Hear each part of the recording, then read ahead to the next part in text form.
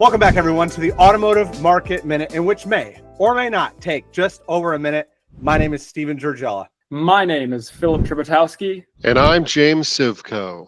Boy, oh boy, do we have some amazing stuff for you today. We have the tariff revenue, national performance from our dealerships, used car prices, incentive pullback, all the way back to numbers from 2019. There's uncertainty everywhere. And we're going to unpack the details with Mr. James Sivko. We have this resilient economy. There's still lots of money moving and a little housing market theory. But we also might have a first-time guest appearance here on the Automotive Market Minute, coming all the way from California. We will see how that goes. And a couple of things here. We have the GDP jump. We've got stocks that bounced today because, oh my gosh, there's a 90-day deal between the United States and China. Well, it's tariffs, and they're here. And we were inspired by Doge, so we went right to the Treasury's balance sheet. And we've got the pop here from Liberation Day. This is a move of about 0.5% of GDP to 1.1% of GDP, and we are about to see another pop here in about 2 weeks as the April collections come in, and we will be following this story for you on the Market Minute. If you enjoyed this video, hit subscribe. It's free, and we want to make more videos that you love for people just like you. Thanks for the support. All right, let's talk about national dealership performance here. So pretty interesting. So when we looked at all the sales that pulled forward into the month of March, and I'd like to use this time to give a special shout out to Mr. James Sivko. He had mentioned, hey, it's early in March. We're talking about February numbers. We think that we're pulling some sales forward. So really important to know that, hey, if you were ready to buy a vehicle, it looks pretty clear. And listen, was JD Power behind us on this call? Was JD Power maybe just being a bit conservative on their call that, hey, we're pulling sales forward? Sure. But if you tune into the Automotive Market Minute, you know this was already a thing. So of course you were. But looking at it, we saw this big jump during the month of March. Now, Fountain Ford, while having a bunch of metro stores, we have a big imprint in rural America. And we saw a very hot first 2 weeks of April. And then when we saw the stock market become, I guess you could say, the U.S. consumer became very conservative, scared, uncertain, whatever you want to use, we saw a bigger pullback the last 2 months of April. And it's our hypotheses that while overall national performance was, I believe it's nearly as good as March was, we saw a little bit of a down turn when it came to a lot of our rural stores. A lot of the conservative customers really pulled back, a bit more apprehensive to make that purchase. But so far in the month of May, seems like things are bouncing back a bit more. Seems like this little 90-day trade deal with China, big stock market jump today. So with that said, let's get into some of the supply and demand. Filski, go ahead. So looking at sales from a national perspective, and again, I want to reiterate that tax refund season is nearly over. We covered that on last month's Market Minute, one of the strongest years outside of the COVID years in the last decade. So bolstered with a strong tax season this year, we saw new vehicle sales rose for 11 weeks straight to finish out April. New sales are now running roughly 21% above last year, and used vehicle sales are up 15% year over year. So this market, we've mentioned, we've been on a heater for the first 3 months. Well, that has continued into April. Now we're 12 days into May. We'll see where May data ends up coming in. And what's interesting is so far, normally we'll hear a lot of feedback from dealers before we do the 10th, 20th, and 30th update. Not a whole ton of chatter through the 10th, which I think means, and again, we'll see that update come later today, Phil. I believe we'll see it. Seems as if it's very stabilized from April. One thing that I wanted to mention here is that really in the back half of April, it really did seem as if consumers appeared to have less urgency to buy on that latter half of April compared to the beginning.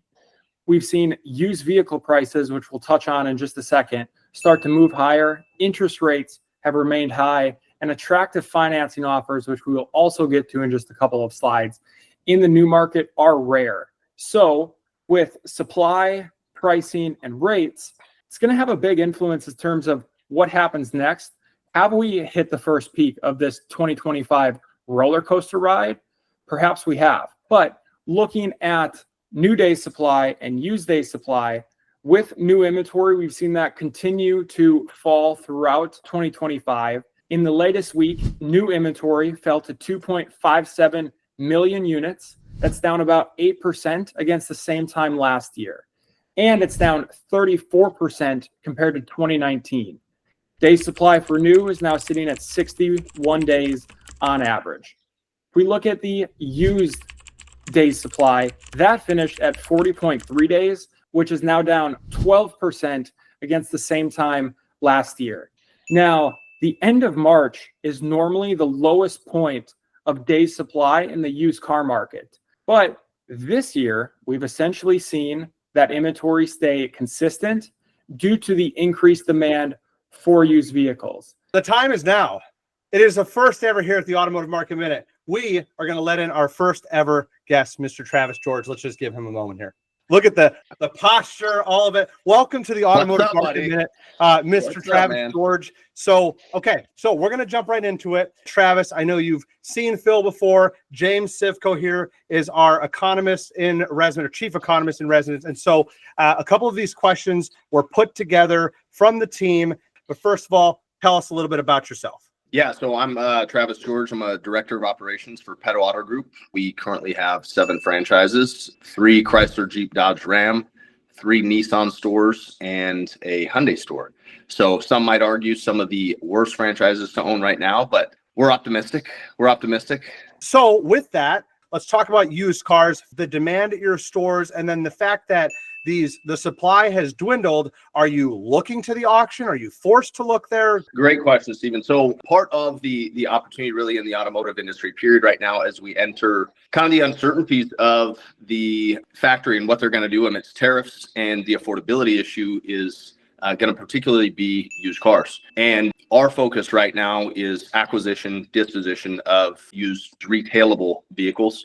We're gathering them essentially through every medium possible, with the auction being the last ditch effort to acquire cars. So think of the auction being maybe dessert, but not the main course, because you got a couple factors, and I'll go as deep. I had done a video the other day talking about Cox's forecast on the used car market and what's happening, right? And their chief economist was talking about how we're actually in a 10-year low for used car inventory on a national level right now this month. Because if you think back to COVID, the peak of COVID was in 2022, and we're rolling into that season right now where there's no cars coming off lease because leases just completely evaporated.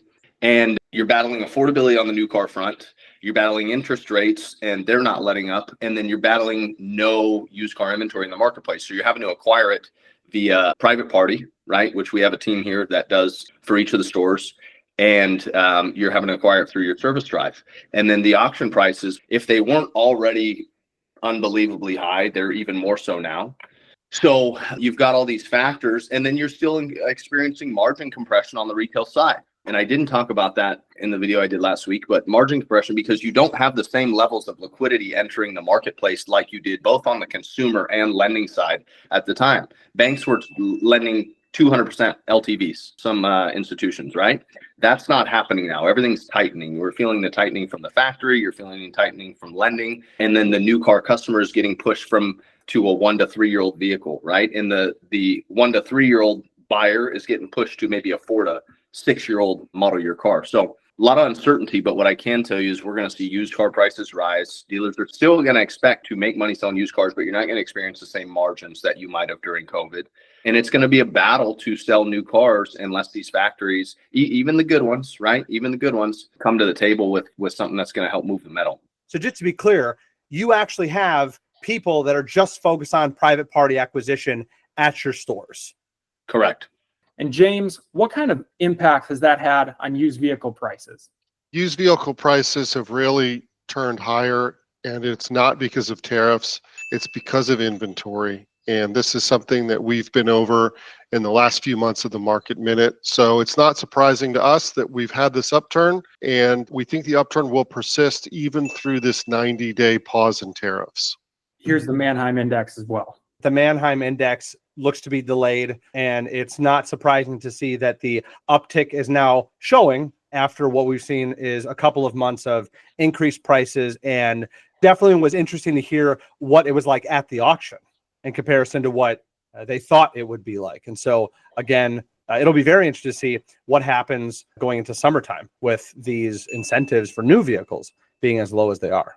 With inventory being constrained, prices increasing, and rates remaining high, I wanted to go back to December of last year. The share of vehicles with a 0% APR came in at a high point towards the end of last year, but this year it's been fairly low. March of 25 was actually the lowest level since 2019, and April has dropped even further. Manufacturers we're seeing are not getting aggressive with financing offers with this tighter supply. And so this is going to be very interesting to watch and see how this unfolds over the coming months, especially as we get some more clarity around the tariff situation. As of April, we are now at the lowest 0% support from the OEM since 2019. So very, very few 0% offers from the factory. We know that factory support has been extremely low. The factories knew that some sales will be pulled forward. So they were like, we're good for right now, even though they've been garbage for the last 4 months. So the question to you is, do you think factories are going to come to help out? And if they do, what type of signal do you think that they would have to get to, like, oh my gosh, I have to crank up incentives? I think one, they have to. We saw a spike in SAR, seasonally adjusted annualized rate, for new cars after March, right? So it bounced from, like, it usually runs 15 to 16 million. It bounced upwards of 17 million, right? And then we're going to essentially, I believe, go backwards over the summer in new cars, right? Down to that 15, 16 million mark or below. So I think they have to. They got to get involved, and they got to bring incentives to the table. Because, I mean, we're talking about these tariffs, we're talking about MSRP increases, and it all comes back to affordability, right? So the average new car, I think last year, or maybe this even year-to-date stat, is around $48,000. And your average payment is like somewhere around $755. And we're talking about going higher. You know, I think about taxes, like anytime you ever lower taxes, you stimulate an economy. Same thing happens in the new car market, right? So you lower the barrier to entry and you stimulate throughput. But if MSRPs are increasing and incentives are being pulled back, you're going to slow the market. It's just what happens. We're seeing more and more rejected finance apps. So here are consumer credit rejection rates. So the simple question is it a big deal, or is your F&I guy just going and running to an extra institution and just running an extra app? What's the vibe there? You definitely feel the pullback, right, from the lending institutions. And I think they're just as uncertain as everybody else. And so they're watching their portfolios. I think they're hedging, right? I think they're hedging for what they don't know is coming. And everybody's in a little bit different space, right? Some of the big players are healthy and made a whole bunch of money, and they're poised for growth opportunities in this next cycle. And then I think others got a little bit overzealous during COVID. And so they're having to pull back and having to stabilize. So on a retail level, we certainly feel it. Are there still institutions that are out there buying? And I think one of the things about banking is they have to lend money to make money. So I think that will always play a factor. But yeah, it definitely affects the business. We say as goes the captive, goes the franchise. So what the captive is doing is going to affect us directly on a ground floor. James, talking about consumer credit and an increase in rejections. What are we seeing in today's market? It's across everything. It's across credit cards, mortgages, and it is also in the auto space. And that is just that underwriting standards at institutions have gotten better or tighter, I guess, actually worse for us because we're trying to get these loans. And so this has been a trend that's been in place for the last 15 years since the '08 financial crisis. And we've reached a point now where it looks like you need to fill out 3 apps to get a car loan and 2 apps to get a mortgage. And it hadn't been that way in the past. So we'll see how this affects markets in the long term. But it's a great segue into something that we have been talking about at the Market Minute for about a year now. And that is that the housing market is in slows and lows, and it's been in 2008 level slow and low mode for quite some time. And it is going to be a tailwind for the auto market, because if you can't buy a house as a consumer, you're probably going to buy a new car and put those new wheels in the garage instead of getting a new house. If you're locked into your house because of interest rates or many other factors, we think this puts kind of a $15 million unit floor underneath cars for the year. And we think that 16 or 17 million might be within reach. This is odd behavior. This is largely the big public construction companies drive this, but certainly the mom and pop 1 and 2 house at a time contractors do as well. But this is odd. We've bought the lot, we've permitted it, and we are waiting to start the house. This kind of behavior we haven't seen since 2008. So we may start to see inventories piling up throughout the chain of homes for sale, and it'll be a data point to watch as we move through the summer. Well, we know one thing for sure. If we're gonna, if your boy Steven's gonna look up data, don't use the National Association of Realtors for anything trustworthy whatsoever. James, did I get that correct? Yeah, we don't like those guys. They have not been putting out stats that we like for our entire adult lives. To quote them directly, it's a great time to buy or sell a house. But within that data that I looked up, that I realized some of it include statistics from the National Association of Realtors.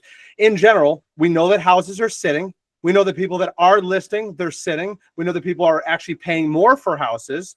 We know that lenders in general are apprehensive, if you will. And so it does seem to show this uncertainty in the marketplace. I've talked to a couple different brokers, I guess unique experience in that space. I've got a couple different commercial properties that just so happen to have the anchor tenant as Berkshire Hathaway Home Services. So definitely get to hear a lot of information about that. And then also in my hometown, the number one competitor to them is a dear friend of mine. And I know both of those brokerages have seen a big slowdown in the last 45 days. So I think that's, of course, that's a small data set, but I think it's a microcosm of what's happening nationwide. And it reflects what James was mentioning there with regards to home builders going, I'm ready. I could build this house pretty quickly. So the risk of it being built and sitting there versus me just holding on a little longer, I'll just hold on to it. James, that's a fair statement. It is. And one more topic we need to get to here, and hopefully these events of mid-May will turn around the uncertainty spillover that we've seen in the economy. So this is just trade policy uncertainty. This is a really long-term graph going back to 2010. You can see an explosion in it. And the effects of this, we see it in the next slide, and that is uncertainty in everything from fiscal policy to economic policy to regulations. So all of this is creating an uncertain environment to operate in, but luckily we have an economy that has been chugging along. Travis, you mentioned uncertainty a number of times. That's a big topic for this month's Market Minute. How do you plan to navigate this uncertainty really over the next 30, 60, and 90 days? So I'm a huge believer in used car business stabilizes dealerships, right? So used and fixed. So I believe over the summer, the guys who don't pull back because of what's happening at a macro level are going to, they're going to be more than fine, right? We're going to get our unfair share just by having the inventory and acquiring it the right way. So frankly, if I could say one thing, it's used cars are the key to this next season. Whatever we're entering into, nobody knows. But with all the preceding factors we talked about, you won't get hurt if you're selling used cars. Great advice. Fantastic. Travis, anything else you would like to share to the viewers before you head back to your very busy day? No, I just appreciate you having me on and hope this was insightful. It was fantastic. Our first ever guest on the Automotive Market Minute. Travis George, thank you very much for being here. Thanks, guys. And we'll talk to you soon, buddy. All right. Have a wonderful day. Thanks, buddy. We had our first guest. Fantastic job, everybody. Okay, so James. And if we look at just one really high frequency data point, which is weekly jobless claims, those have been doing just fine here in 2025. So we think it's steady as she goes. We think you're going to sell 15 or 16 million units, which is a pretty darn good year in the car business. And who knows, maybe with these events here of mid-May and all of this uncertainty turning back down again, we could have, you never know, a record year in terms of units in the car business. Here I am ready to wrap up, and I didn't even know you were going to tee up like that. Stocks are rallying right now, okay? We're seeing that, oh, there's this 90-day deal between us and China. Shocker. Sounds like James mentioned about prescription drugs, for example. We're no longer willing to pay more than other countries around the world. So more good news on that. So stocks are rallying. Our advice to you, action steps, if you will, and I will, focus on used cars. To quote the great Travis George. Focus on used cars. It's all about the fundies. Let's recon them faster. Let's buy them right. Let's make sure we're buying them off the street. Let's give a little spiff to our salespeople. Should they get one off the street? Should they get their friend to sell you, Mr. Dealer, your car? Mind the service drive. Mind the service drive. You guys got 3,000 ROs a month. That's 100 per day. That's 100 vehicles you could get off the street per day. Just go ahead and knock on his window real quick. Have you considered selling? Worst case scenario, you are at where you were before you asked the question. Okay. So to close up this automotive market minute, I want you guys to remember the best time to set the next meeting is during the current meeting. And so with that said, on behalf of my esteemed colleagues, James Sivko and Phil Trebetowski, my name is Steven Gergella. Our next meeting will be next month's Automotive Market Minute. See ya.